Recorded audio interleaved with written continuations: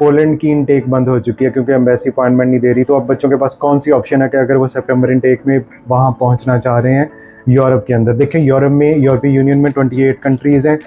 Shenzhen वीज़े का मतलब है if you are in Latvia, if you are in Lithuania, if you are in Poland, you can travel whole Europe without any restriction. ठीक है, तो इस चीज़ को भूल जाएं कि आप किस कंट्री में स्पेसिफिकली आपके ड्रीम्स हैं। जहाँ पे आपको ऑप्शन मिलती है वहाँ पे आप जाएं। अभी मैं इस कंट्री का बताने वाला हूँ और दिन है सिर्फ 2।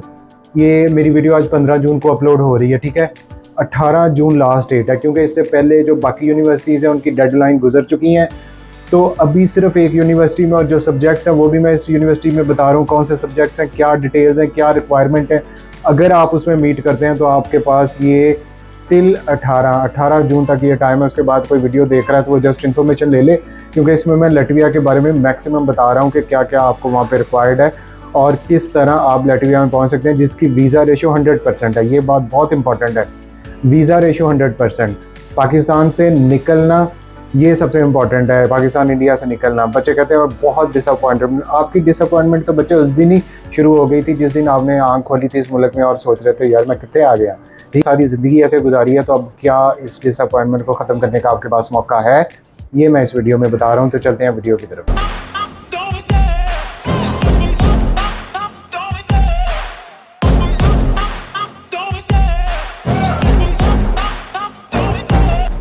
जी, हम बात कर रहे हैं लैटविया की। लैटविया ईस्टर्न यूरोप में एक छोटा सा कंट्री है, लिथुआनिया के साथ है। ये बाल्टिक स्टेट्स में आता है। ठीक है, सर्दी काफ़ी ज़्यादा है लेकिन ईस्टर्न यूरोप में शेंजन जोन में है। यूरो यहाँ की करेंसी है और यहाँ पे जो स्टूडेंट की एवरेज अर्निंग है पर मंथ वो 500 से 600 यूरो बनती है। ठीक है, लैटविया की अगर हम बात करें तो यहाँ पे जो इनकी ट्यूशन फ़ीस है वो नॉन यूरोपियन के लिए, इंटरनेशनल के लिए वो है तकरीबन 2000 पर सेमेस्टर से लेके 4000 पर सेमेस्टर।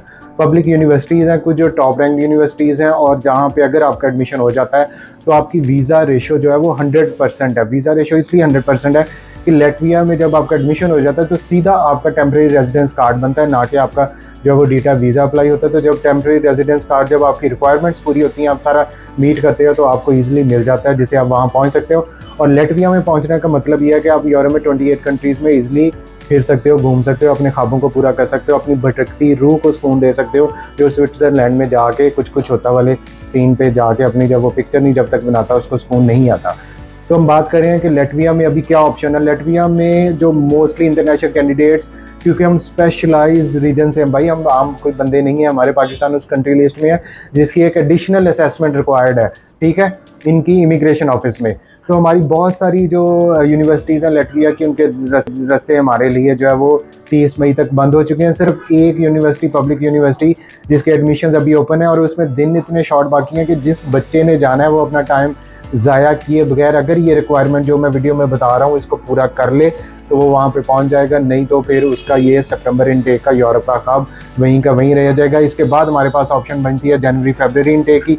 वो लिथुआनिया भी है, लैटविया भी है, पोलैंड भी है, वो हमारा फिनलैंड भी है। तो लैटविया में कैसे आप कौन सी जो है आपकी रिक्वायरमेंट्स क्या हैं वो पहले सुन लें। ठीक है, अगर आप बैचलर के लिए जा रहे हैं तो आपके एफएससी में कम से कम जो मार्क्स, वो लैटवियन तो कहते हैं कि 51% मार्क्स होना चाहिए, लेकिन मैं कहूँगा 60% से कम ना हो।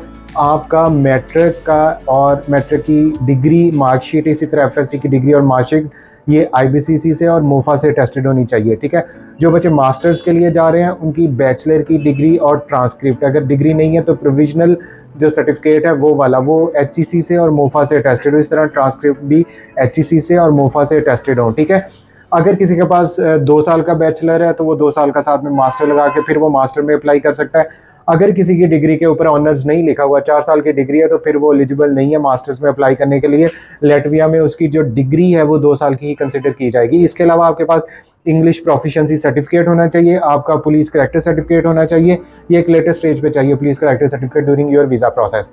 तो जो बच्चे भी इसमें इंटरेस्टेड हैं, जो सीरियस हैं, जो वाकई में लैटविया में या पोलैंड या यूरोप में 2023 की सितंबर इनटेक नहीं मिस करना चाह रहे तो वो अभी अप्लाई करें।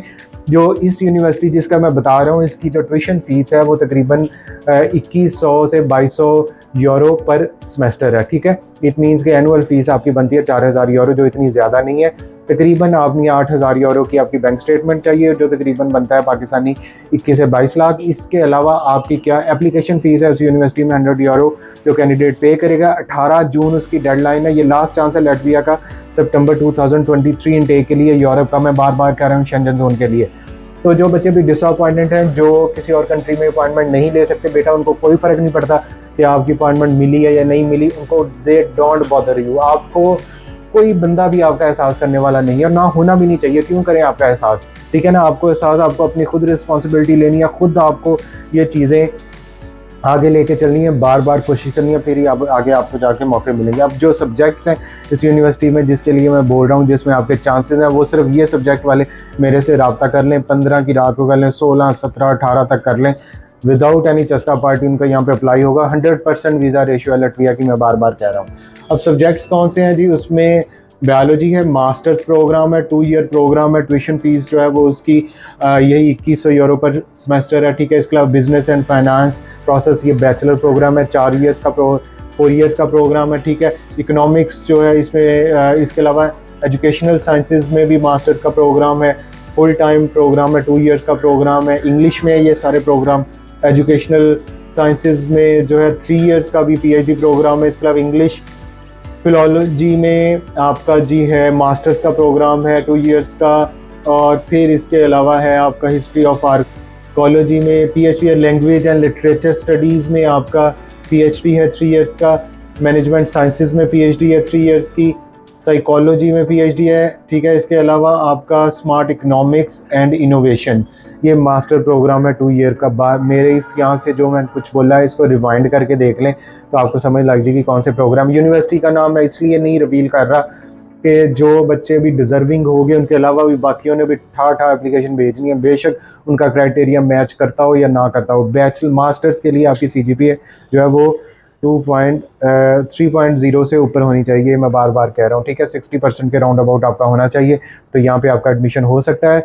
एडमिशन होने के बाद जब आपको एक्सेप्टेंस आएगी, फिर आपके पहले आपके डॉक्यूमेंट्स अपलोड करेंगे, आपको एक्सेप्टेंस आएगी। आपका इंग्लिश प्रोफिशिएंसी अगर जिसके पास नहीं है या उनको उस पर डाउट है, वो उसका एक इंटरव्यू लेंगे, इंटरव्यू की भी तैयारी भी हम करवाएंगे। और उसके बाद आपका जब ऑफ़र लेटर आएगा, फिर आपने फ़ीस पे करनी है, और फ़ीस पे करने के बाद जो है वो जब आपका, फिर आपने डायरेक्ट इमिग्रेशन ऑफिस में जाना है। लेकिन यहाँ पे जिस कंट्री में जाना है वहाँ पे जाके आपको अपॉइंटमेंट का भी इशू नहीं है, वो एडिशनल एक कॉस्ट है जो तो 2 से 3 लाख आ जाती है, क्योंकि वहाँ पे जाके अपने रेजिडेंस परमिट के लिए वेट करना है। और उसका एक एक्सप्रेस, उसके अगर आप उसको फास्ट भी प्रोसेस करवाना चाह रहे हैं तो उसकी एक्सप्रेस फ़ीस है जो नॉमिनल सी है, तो फिर आपको फास्ट जो ट्रैक पे वीज़ा मिल जाएगा। सितंबर अक्टूबर में क्लासेस हैं, सितंबर में इस यूनिवर्सिटी में, तो उससे पहले पहले आपने पहुंच जाना है। तो इस चांस को मिस आउट ना करें। जो बच्चे भी मेरे लेफ़्ट ओवर्स हैं पोलैंड के लिए, जो इंटरेस्टेड हैं, फरवरी इनटेक में नहीं जाना चाहते, तो कहीं और का रिस्क लेना चाह रहे हैं, जो सितंबर इनटेक के लिए बस देते हैं, वो भी इन सब्जेक्ट्स में अगर उनका मैच करता है तो वो इसमें डेफिनेटली अप्लाई कर सकते हैं। I will help them out, okay. I will apply there admission without any additional consultancy fees. तो ये मैं आपको बार बार कहता हूँ कि जब भी बाहर जाना है तो ट्राई अगेन, फिर ही आपको जो है वो चांस मिलना है। और इसके अलावा डिसअपॉइंटमेंट या ब्लेम गेम खेलना, ये सिर्फ लूजर्स का काम है। Thank you so much.